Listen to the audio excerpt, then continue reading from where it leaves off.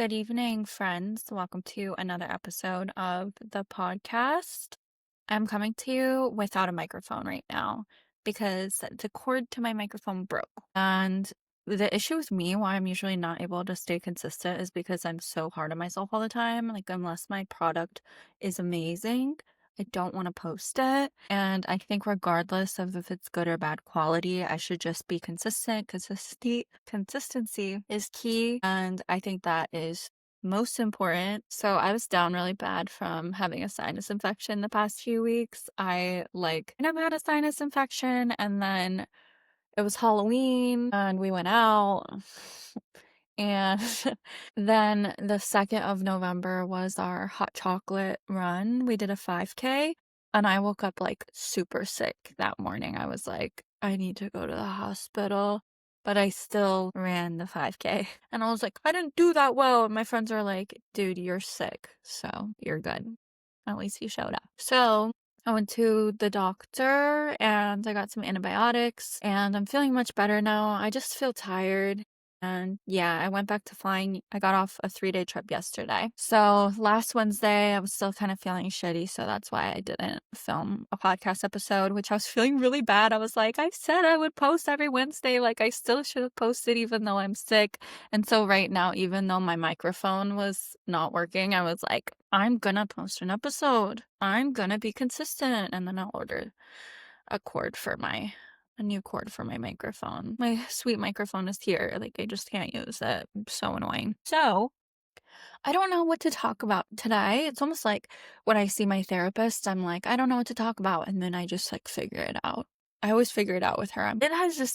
Everything's been a lot recently, with the government shutdown.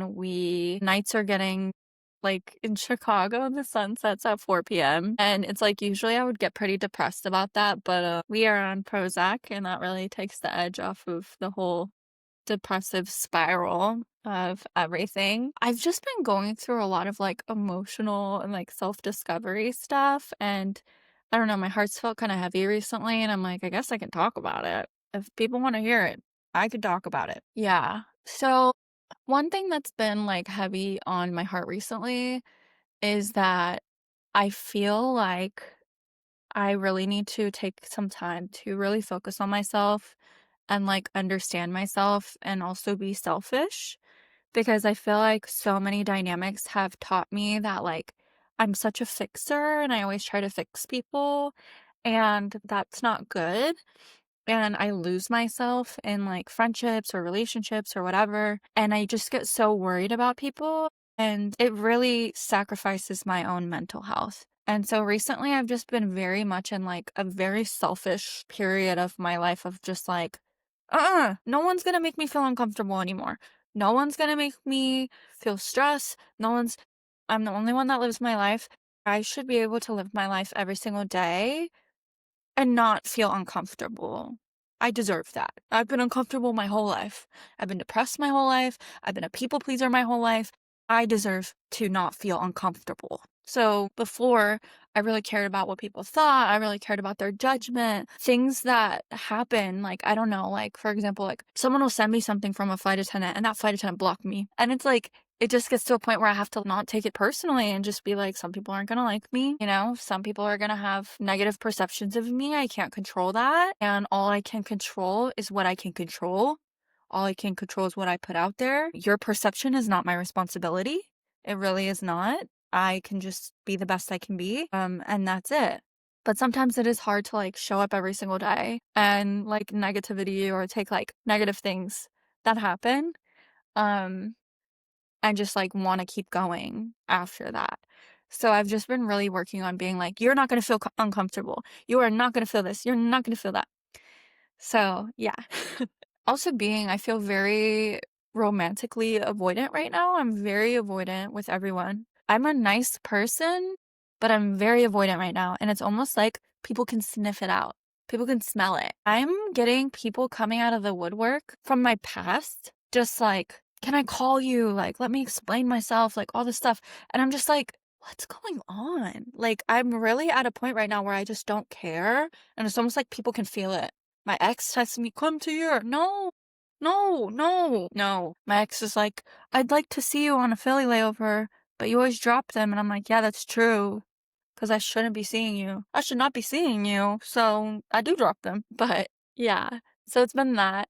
It's also been, I don't know, I think about when I was an esthetician. Like, I used to work taking my clients. I used to, like, my lore is I used to wax buttholes. I used to do Brazilian waxes, and I actually got really good at it. And so I would take like 30 clients a day of Brazilian clients, and I would have people requesting me because I could do a full Brazilian wax with the booty hole in like 10 minutes and have my stuff clean and ready for the next client in 15 minutes. And something that I noticed was like I had a lot of clients that really lost themselves in their life. Like they would be moms and they'd be like, you know, I don't know who I am outside of being a mom. I've completely lost my identity. And that's like really hard for me to see and hear. They're like, this is my relaxing time. I'm like, girl, I am ripping wax off your labia right now. How is this relaxing? They would just be like, I don't know. I don't have an identity outside of being a mom. I don't know who I am. I don't know what I like to do anymore. And that would make me really sad. Or I would have clients that would be like, I'm just a businesswoman and like I don't really know what I like. Like, what do I like to do? What are my hobbies? I don't know. I just work. And I'm like, this isn't normal. So then, especially becoming a flight attendant, this life can become your life so easily because this is not a job. This is a lifestyle completely. And so, so many people like let it consume them and let it like be their entire personality, their entire life. And for me recently, it's like, yes, I am a flight attendant. Yes, I make flight attendant content, but I am so much more than that as well. And my entire For You page has been clouded with flight attendant content to where I feel like it's just become extremely oversaturated. And I've just felt really like I don't feel like making this content anymore, especially because one of my biggest frustrations right now is the fact that I'm not trying to brag. I'm just saying my frustration, okay? When I first started creating flight attendant content, I took off immediately. And when I tell you I paid my rent every single month for like over a year, I paid my rent every single month. It was so easy for me to go viral, to get 1 million views, to get 5 million views. Did I enjoy it? Not really. Going viral kind of sucks because like you have a lot of people's input and a lot of people are dumb. They don't listen, they don't observe, they don't read the room, they're dumb. And so you're having to deal with all this shit. But then you're making money. You're like, all right, my rent's being paid, so like gotta desensitize a little bit, you know what I mean? Then once it was right when the TikTok was gonna shut down, my algorithm just changed that month, last January. And I just stopped making money. People stopped seeing my videos. People just stopped seeing me completely to where like when they would see me, they'd comment, oh my God, I haven't seen you in so long. Your stuff doesn't pop up for me anymore. Or they would say like, oh my God, you're Ginger. Oh, I've been Ginger for a year. What do you mean? What do you mean? You haven't seen me in that long? That sucks because I post every day. And these are people that are interacting with me and they're like, I would like to see your stuff more often and I just don't see it anymore. So I'm like, I don't know what happened. And I continuously try to make content every single day. And I have not paid my rent from social media in 6 months, maybe a year actually. Like a rent paying month, maybe a year. It's been really discouraging. And I still have my friendship from social media. Like I've made so many friends, which I'm so freaking grateful for. But when you're used to having a certain monetary goal and then you can't meet that anymore, it just makes me feel like, what am I doing wrong? What am I doing wrong?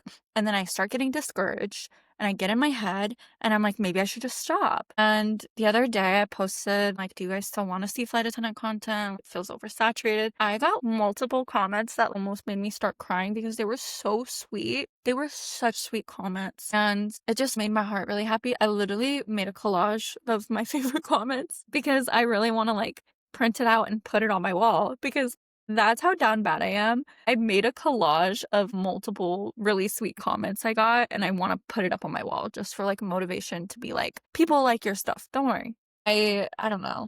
I also see like, no offense, you guys, but I see some basic bitches that are super viral for some reason, and I'm like, you have personality of cardboard. You have the personality of cardboard. And me and my friends over here, we're funny. The flight attendants, they're funny. We're deranged. Make those people go viral. Come on, give us a break. So yeah, it's just been a lot. So I also don't want to like spill people's tea because everyone's going through a lot, but also it is affecting me, you know? My family is from a small town in Northern California. Everyone is very close-minded in this area. And you would think about California, you would think, like, if you don't really know California, you'd be like, oh my God, all of California is so, like, liberal, hippie, like, surfing, Calabunga. No. Northern California, you go up there and it gets real yeehaw Trump Central. And I personally, in my life, am the only, like, liberal person in my family. And I'm not even that far left. Like, I'm a pretty grounded person, I would say, but my family thinks I'm whatever. So my mom has 3 kids from 3 different dads, okay? Yeah. My dad, my parents were together for only like a year. They were dating. My mom was on birth control, got pregnant with me. I already had 2 kids from 2 different baby daddies, and my brother's dad was in prison his whole life until he was 18, okay? My other brother's dad was in his life. So that's just a little insight. But my dad was like this world traveler. And my dad was very like, Destiny, you are so much better than all of this. You're so much better than this town. You're so much better than all this stuff. I'm going to show you the world. I'm going to take you to do these things. And so my dad sold Asian antiques. He lived between Thailand and the US. So he met his wife when I was young. They got married when I was 5 and maybe even younger. I don't remember. They started a business selling Asian antiques and importing them to San Francisco. So at the age of 5, I'm like in Thailand. Like my dad would take me there for the summers, which I'm so grateful for. My dad just always was super open-minded with me and was just like, you are too smart to work a 9 to 5. Like you're going to see the world. You're going to have all these experiences. And then my dad died. My dad had cancer and he died. And I was it was in high school. I was like 16. And my dad had a very established situation. And so I was very like, I ain't gotta worry about anything. I'm gonna get hired by my dad. Sucks to be you guys. My dad was even encouraging me to just drop out of high school and get a GED. He was like, you should just come work. You should just come start working. Then he died. Then he died. And then I'm stuck here with my family that I love to death. My brothers, my mom, everyone. I love my cousin. I love my family. But everyone, it's like we speak 2 different languages, and I'm the only one. I'm the only one that views life this way. And sometimes I just feel like I'm the only one that has a brain. I don't know. Like my brother and his wife are smart. I just feel like sometimes I don't understand. And so like it's normal for people in my hometown to just like get pregnant really young, get pregnant in shitty circumstances, and just be like, Instagram pictures are gonna be so cute. That's really frustrating to me because, like, I was born single mom, 3 kids from 3 different baby daddies. I'm grateful to be here, but, like, that's not ideal circumstances to be born under. Like, we qualified for food stamps. Like, it's not great circumstances to be born under. And it just seems like everyone in my hometown is so cool with just being like, whoops, whoops. And I'm just like, guys, what the hell? So, yeah, I have a really close family member of mine that got pregnant in one of those situations where it's just like middle of school, nothing's right, like hot mess situation. And they're upset at me that I was like kind of being hard on them about it. And I'm just like, I'm sorry. What? After the fact, I'm like, hey, love you. You're going to be great. Whatever makes you happy. But they're like, it was never valid for you to react like that. And I'm like, agree to disagree, I guess. But yeah, it feels like everyone makes these like mindless decisions. And not my older brother and his wife. They're smart. They have businesses and whatever. But then also my mom is like, let them, Destiny. It's not your life, girl. It's not your life. And I'm like, but like, I just can't. So that, and then also my entire family is super far right MAGA. And before, it was really hard to be around them because, first of all, they would just talk to me like I'm dumb all the time, like I'm stupid. And I'm sorry, I'm the one that's seen the world. What have y'all seen? Why are you talking to me like I'm dumb? First of all, I would never talk to you like that. But you're over here talking to me like I'm dumb, okay? So it just felt like I still feel this way. I feel super bullied by my family almost. Like I feel bullied. Like I feel like they like gang up on me and they're just like, we don't get you. Like, we love you, but we don't get you. And it's just a very isolating feeling that I'm the only person here that feels this way. And I'm so grateful that I have friends. Like, my friends are amazing and they're so much like me. And all the people that I've met on TikTok are so much like me. But man, it's so hard sometimes. It's so hard sometimes to just be the black sheep and just be like, I don't know. I don't know. My oldest brother is successful. He owns his own barbershop. My sister-in-law owned her own salon. And they helped me a lot through my life. They helped me so much. My mom and I didn't get along in high school, and I lived with my brother and my sister-in-law. Like, they just took me in. And it's so crazy that I was like 16, 17, and they were in their 20s, early 20s, 23. And I was like, they're adults. Yeah, they could take care of everything. And now I'm 27 and I'm like, my brother and sister-in-law took me in being in their early 20s and let me live in their house rent-free for years. That's insane. That's insane. I owe them everything. Like, they're very smart. They're very cool. But some people in my family, it's just like, I don't know. Especially like my older brother, the one that I lived with, he just doesn't understand why traveling and why living outside of my hometown is so important to me. My hometown's just a really close-minded place. People are just close-minded. I just don't vibe there. I never have. And that I literally have never been happy. I was never happy. And I thought, like, that's just the way life is. Like, you're just depressed all the time. Until I was just like, wait, maybe I should go somewhere else. And then I went somewhere else and I was like, wait, are you shitting me? Are you shitting me? This is what life is like. This is crazy. People think like me? Wait, people think like me? Like, I'm not the black sheep in the world, at least. I'm just the black sheep in my family? Like, that's cool. But yeah, so whenever my family talks to me like I'm an idiot, I'm like, okay, I don't want to go see you guys. Like, the tone of voice would be like, you're actually really dumb. And I'm like, why? Because I have empathy? I just don't understand. And so would like avoid going to see my family. And I have 3 nieces and I have 1 nephew. And my niece that is it's my second niece. It's from my older brother that, like, I lived with him and stuff. I swear she's, like, a soulmate to me. Like, if soulmates are a thing, like, she's one of my soulmates. Like, we must have lived a past life together. Like, I love my nieces and my nephews so much, all of them. But, like, my niece Callie and I, like, are just like, our souls are intertwined. Like, we are like besties. And I picked up a layover and I saw them this past week and it made me really sad because she's just a kid. She doesn't get it, you know? And she's just kind of like, why don't you ever come here? Like, you don't want to come here? You don't like spending time with your family on the weekends? And this is a 6-year-old saying this. She literally was like, you said you were going to come for Halloween last year and you didn't. And I'm like, I know. But it's like, for me to, number 1, take the time off. Number 2, fly to California. And number 3, it's an hour drive there and back. Number 4, it's like a lot of the time, my family just wants to like talk about politics and talk about things like that. It's just like, why would I? I don't know. Why would I? But I do have to make an effort to spend more time with them. And I kind of think that my family's starting to realize that they need to be more neutral with the way they speak to me, especially when it comes to politics, because if you talk to me like I'm stupid, I'm not going to want to come around. Sorry. So this time, like, my family was cool. Like, we didn't really talk about much. But when we did, it was very neutral. And I'm like, okay, they're learning. They're learning that I'm like, the meaner you are, I'd be gone for longer, okay? I'd be gone for longer. But my niece, man, it was so sad. Like, every time she sees me, when I leave, she sobs and sobs. She sobs her eyes out. She sobs her eyes out. And so I was on a layover this last time and she was like, are you going to stay the night? And I was like, I can't. And she was like, no, like, you never even come here. And now you're just not even going to stay the night.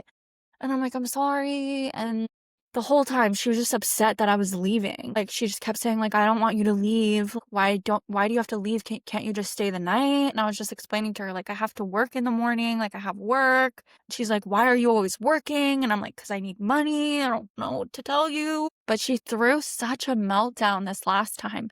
It was like sobbing. Like, this last time was like hyperventilating, sobbing about me leaving. And I was like, you know, if you stop crying, I will come see you next weekend for fun. I was going to host a party that weekend. I'll cancel it. I'll cancel it. I'll come see you guys. And she likes to play spa. She loves to play spa.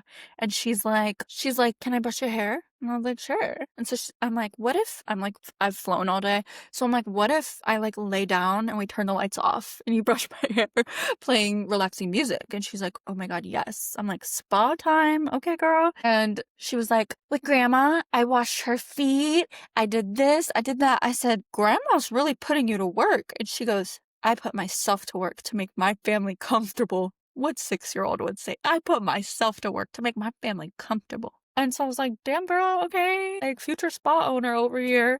And then she's like, so where do you even live? And I was like, I live in Chicago. I live far away. I have to come here on an airplane. It takes hours.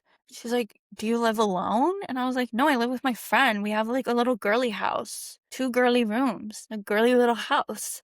And I'm like, maybe one day when you're bigger, you can come visit us. And she goes, I'm going to be busy running the spa. Period. A boss lady in the making. A boss lady in the making. So I told her if she stopped melting down, that I would come the weekend of the 22nd. So I'm going to go the weekend of the 22nd. We're going to go get our twice annual pedicures. I get pedicures twice a year. Don't get it twisted. These dogs in this economy, we're only getting professional pedicures twice a year, okay?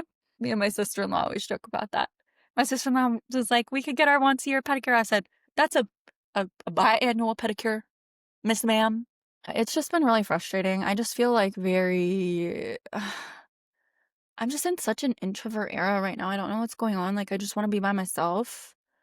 And I don't know. I don't know what's going on. I don't know.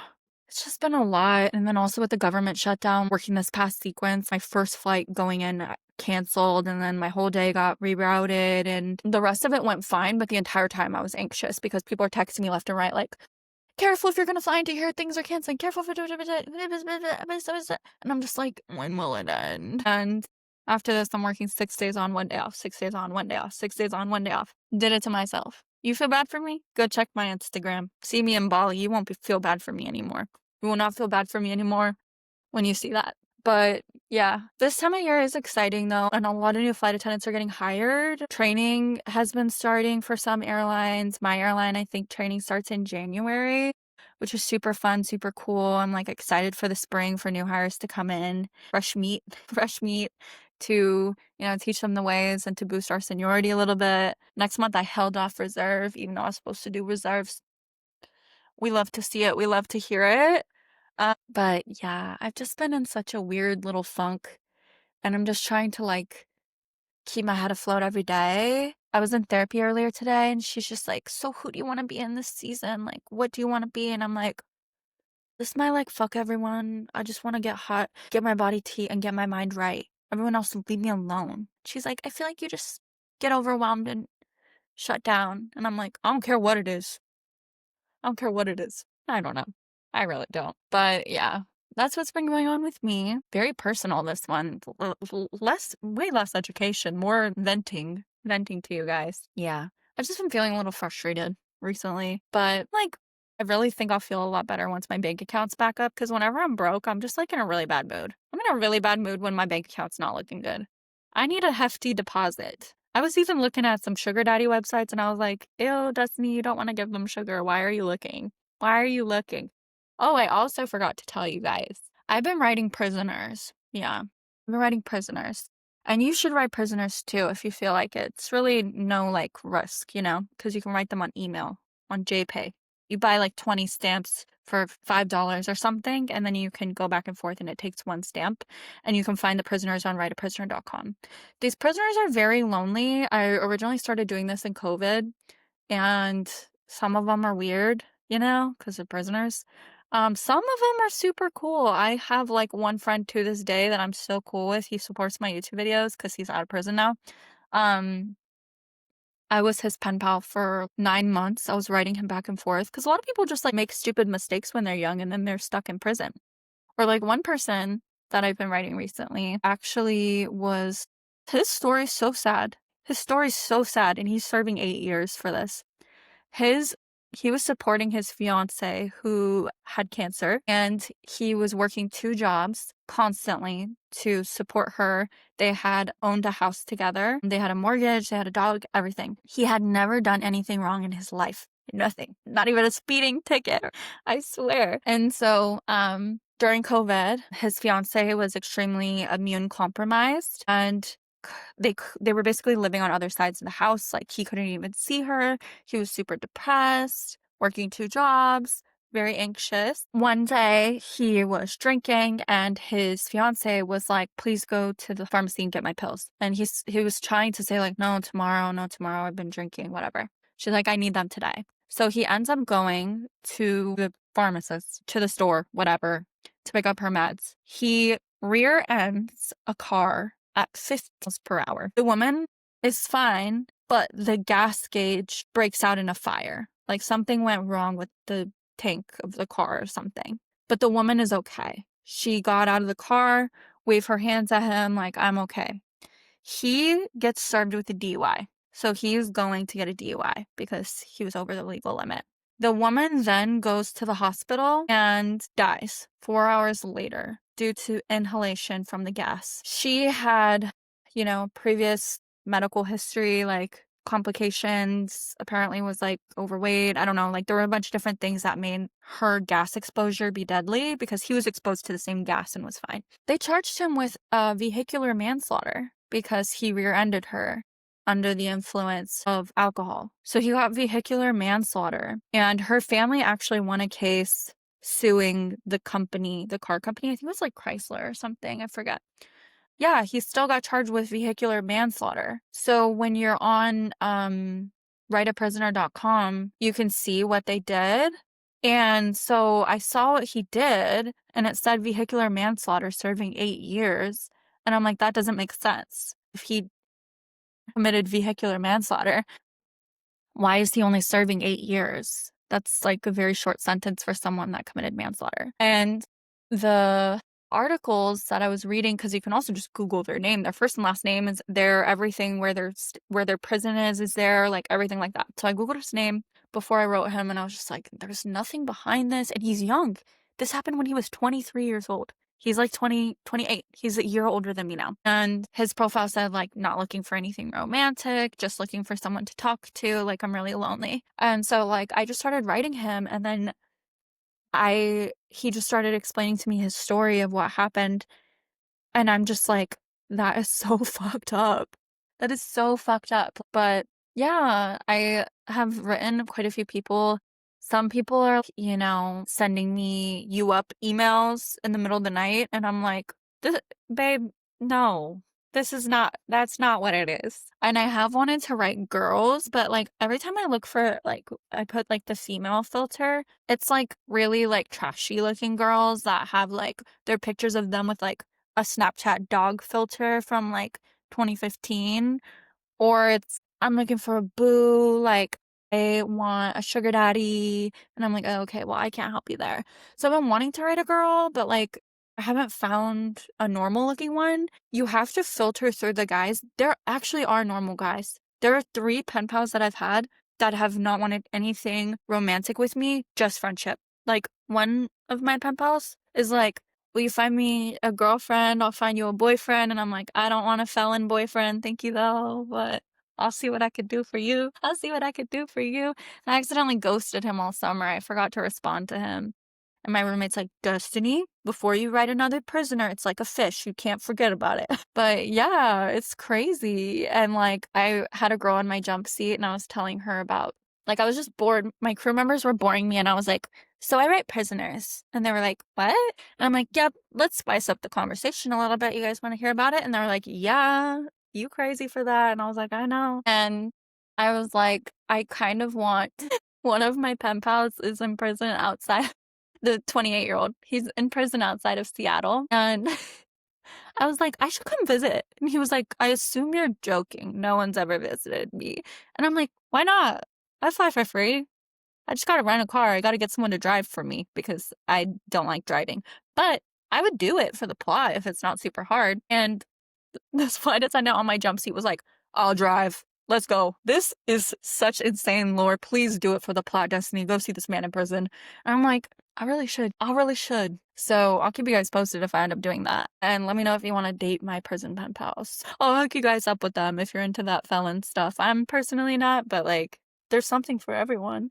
This one pilot was like, I was talking about how I was writing prisoners, and he's like, "This is why I would never date a flight attendant." And I'm like I would date your no sunscreen wearing UVA, UVB exposure, receded hairline ass. Oh, I'm not gonna date a flight attendant. Oh, poor us, poor us. Anyways, I think that's all the energy I have for this unmicrophoned podcast, but that's this week, and next week I'll get you guys with some good content, okay?